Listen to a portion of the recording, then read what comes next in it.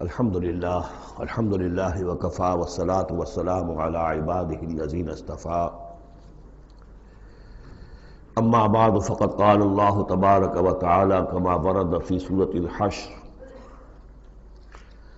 اعوذ باللہ من الشیطان الرجیم بسم اللہ الرحمن الرحیم ألم تر إلى الذين نافقوا يقولون لإخوانهم الذين كفروا من أهل الكتاب لئن أخرجتم لنخرجن معكم ولا نطيع فيكم أحدا أبدا وإن قوتلتم لننصرنكم والله يشهد إنهم لكاذبون صدق الله العظيم۔ غزوہ بنی نذیر میں جو بھی رول اور کردار تھا یہود کا، پھر ان کا جو انجام ہوا، وہ سورہ حشر کی پہلے رکوع میں بیان ہو چکا ہے۔ ساتھ ہی یہ کہ ایک بہت اہم حکم جو ہے شریعت کا اموال فے کے بارے میں، وہ بھی پہلے رکوع میں ہم پڑھ چکے ہیں۔ اب اس موقع پر منافقین کا جو کردار سامنے آیا تھا دوسرے رکوع میں، اس کے بارے میں گفتگو ہو رہی ہے۔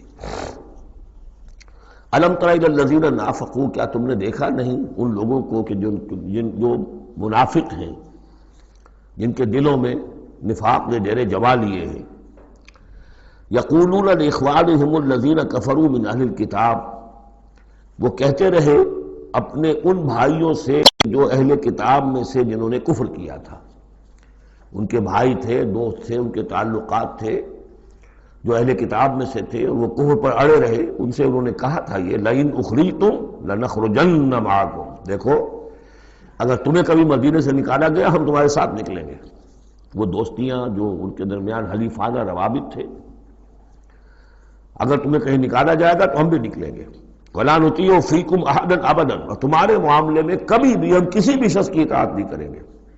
یعنی ٹھیک ہے، ہم ایمان تو لے آئے ہیں، مسلمانوں میں شامل ہو گئے ہیں، اور ہم محمد کا حکم مانتے بھی ہیں بعض معاملات کے اندر، لیکن یہ ہے کہ تمہارے ساتھ ہماری دوستی جو ہے وہ پختہ ہے، تمہارے ساتھ ہمارے حلیفانہ تعلقات ہیں وہ بہت قدیمی ہیں، اور ہمارا تمہارے معاملے میں جو ہے ہمارا طرز عمل تبدیل نہیں ہوگا، اور اگر کوئی اقدام محمد نے صلی اللہ علیہ وسلم تمہارے خلاف کرنے کا فیصلہ کیا تو ہم اس میں ان کا ساتھ نہیں دیں گے۔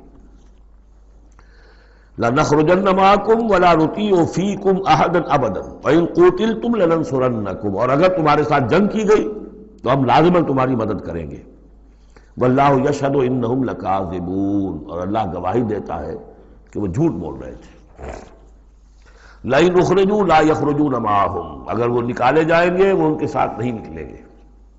ولئن قوتلوا لا ینصرونہم، اور اگر ان سے جنگ کی جائے گی تو وہ ان کی مدد نہیں کریں گے۔ ولئن نصروہم لیولن الادبار، اور اگر کہیں ان کی مدد کر بیٹھیں گے تو فوراً بھاگیں گے، پیچھے دکھا دیں گے۔ ثم لا ینصرون، اور پھر ان کی کہیں سے مدد نہیں ہو سکے گی۔ یعنی اگر ان میں جمع مردی ہوتی تو یہ سچے مسلمان ہی کیوں نہ بن گئے ہوتے؟ ایمان لائے تھے، اگر ہمت ہوتی ان میں، کوئی قوت ارادی ان کی صحیح ہوتی، کوئی غیرت اور حمیت ہوتی، کوئی اپنی ہی ذات کی عزت کا کوئی خیال ہوتا، تو یہ ہرچہ بعد بات پھر ایمان لانے کے بعد ان کا طرز عمل جو ہے کیوں نہ وہی ہو جاتا کہ جو اہل ایمان کا تھا۔ بودے ہیں، بودے ہونے کی وجہ سے تو نفاق پیدا ہوا ان میں۔ اب اگر یہ کہتے ہیں کہ ہم تمہاری مدد کریں گے اور لازماً لڑ جائیں گے، ہر ایک سے لڑ جائیں گے، تو یہ سب جھوٹ ہے۔ اول تو یہ کہ اگر یہ نکالے گئے تو وہ ان کے ساتھ نہیں نکلیں گے، ان سے جنگ کی گئی تو ان کا ساتھ نہیں دیں گے، اور اگر کوئی اکا دکا ان میں سے ایسا نکل بھی آیا سر پھرا کہ جو اپنے اس وعدے کو پورا کرنے کے لیے ان کے ساتھ شامل ہو کر جنگ کرے گا، تو پھر یہ کہ جھٹ وہ بھاگ جائے گا، میدان چھوڑ جائے گا، اور یہ کہ پیٹھ دکھا دے گا۔ لَأَنْتُمْ أَشَدُّ رَهْبَةً فِي صُدُورِهِم مِّنَ اللَّهِ، مسلمانوں یقیناً تمہارا ڈر ان کے دلوں میں کہیں زیادہ ہے بنسبت اللہ کے ڈر کے۔ یہ اللہ سے اتنا نہیں ڈرتے جتنے کہ تم سے ڈرتے ہیں۔ ذَلِكَ بِأَنَّهُمْ قَوْمٌ لَا يَفْقَهُونَ، اور یہ اس لیے ہے کہ انہیں اصل سمجھ حاصل نہیں۔ اصل سمجھ حاصل ہو تو ایمان حاصل ہو جائے، علم حقیقی حاصل ہو جائے، پھر آدمی جان لے کہ اصل زندگی تو آخرت کی زندگی ہے، دنیا کی زندگی تو کھیل کود اور تماشا ہے، اس کے سوا کچھ نہیں۔ لا یقاتلونکم جمیعا، یہ کبھی بھی جنگ نہیں کریں گے تمہارے خلاف مل کر، الا فی قری محصنۃ، مگر یہ کہ کہیں ایسی بستیوں میں کہ جن کو پوری طرح فورٹیفائیڈ ہو، جن کی کہ فصیلیں کھڑی ہوں، مضبوط ہوں، ان کے اندر سے ہو کر جنگ کریں گے۔ او من ورائے جدر، یا دیواروں کے پیچھے سے۔ باسہم بینہم شدید، ان کے آپس کے جھگڑے جو ہے وہ بہت سخت ہے۔ اگر تو خلوص اور اخلاص کسی میں شخص کے اندر ہو تو اللہ کے ساتھ مخلص کیوں نہ ہو جائے گا، اللہ کے رسول کے ساتھ کیوں نہ مخلص ہو جائے گا۔ ظاہر بات ہے کہ بزدلی اور خود غرضی یہ دو چیزیں ہیں کہ جو در حقیقت ان کے مزاج کا جزو لا ینفک ہے، اور وہی تو اصل سبب ہے ان کے نفاق کا۔ تو یہ کسی اور کے ساتھ کیسے مخلص ہو جائیں گے؟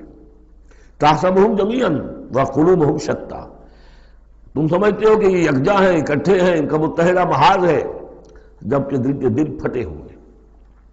ہمارے ہاں بھی سیاسی متحدہ محاذ، چاہے وہ نظام مصطفیٰ تحریک کا بنا تھا، اس کا بھی حال سب کو معلوم ہے کہ اس کے لیڈر جو ہیں علماء کرام ایک دوسرے کے پیچھے نمازیں نہیں پڑھتے تھے۔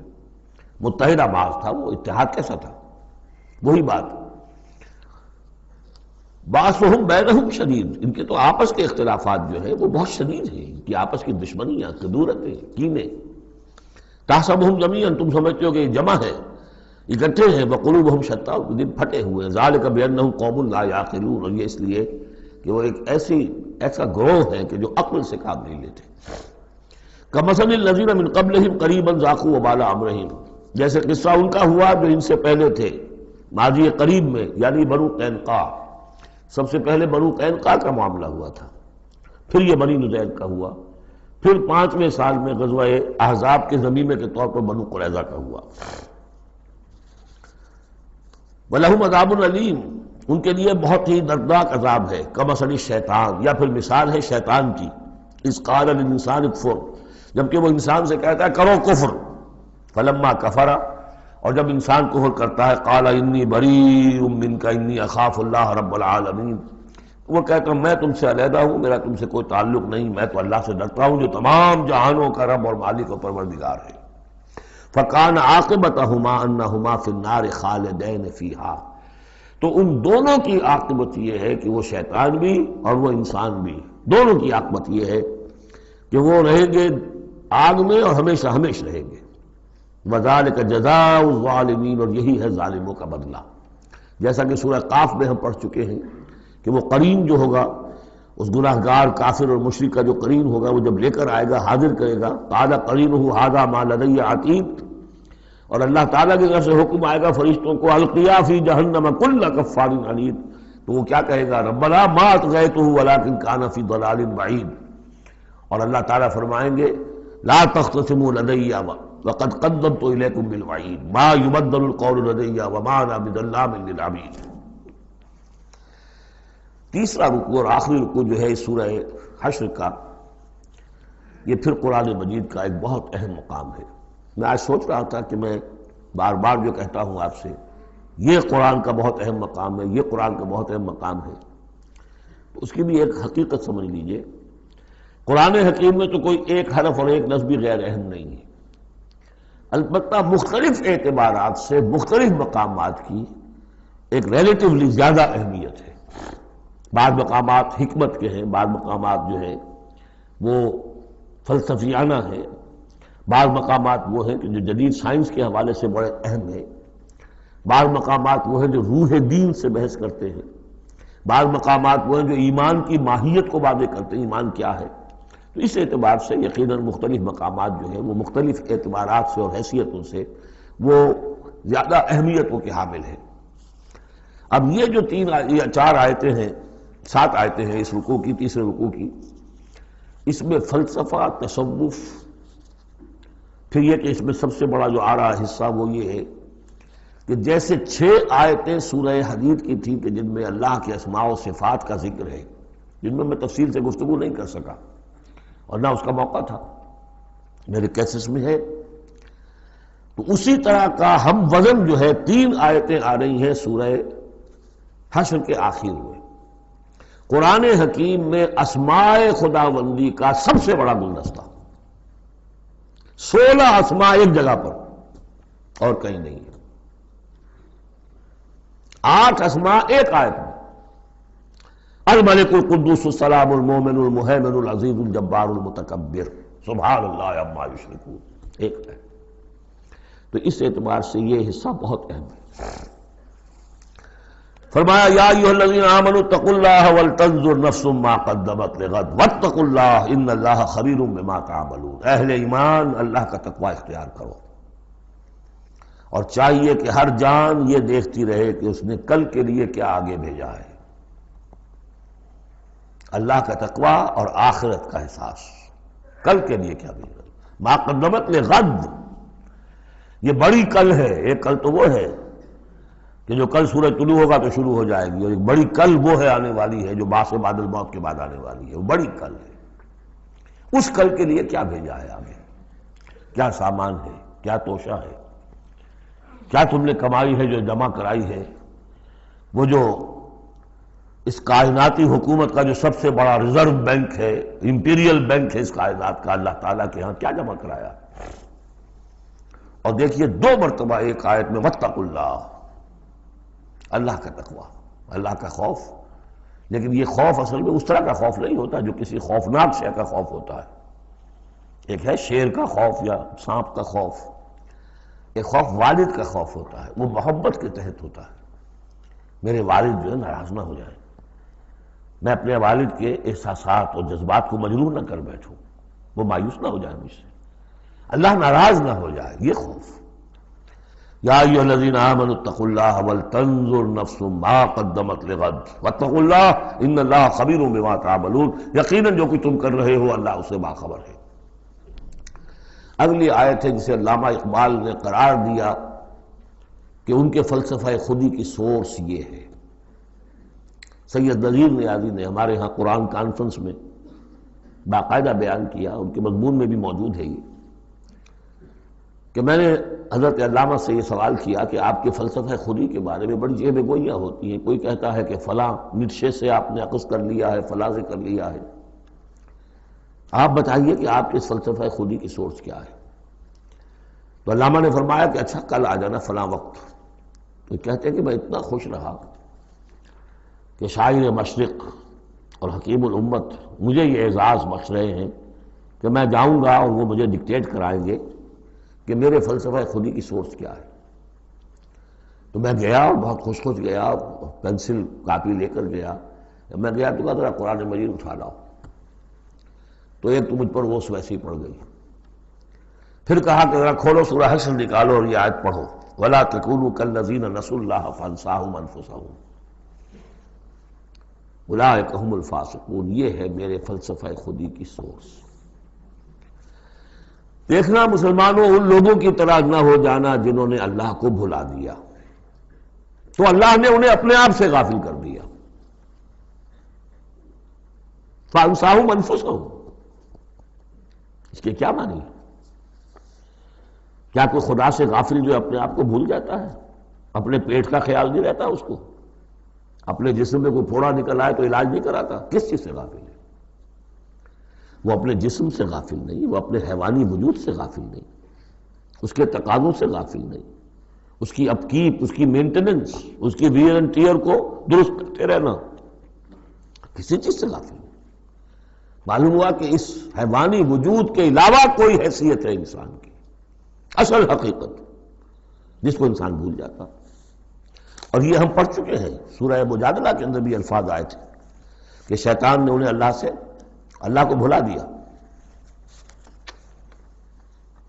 فَأَنسَاهُمْ ذِكْرَ اللَّهِ اسْتَحْوَذَ عَلَيْهِمُ الشَّيْطَانُ فَأَنسَاهُمْ ذِكْرَ اللَّهِ، شیطان نے ان پر قابو پا لیا ہے اور انہیں بھلا دیا ہے، اللہ کے ذکر سے غافل کر دیا ہے۔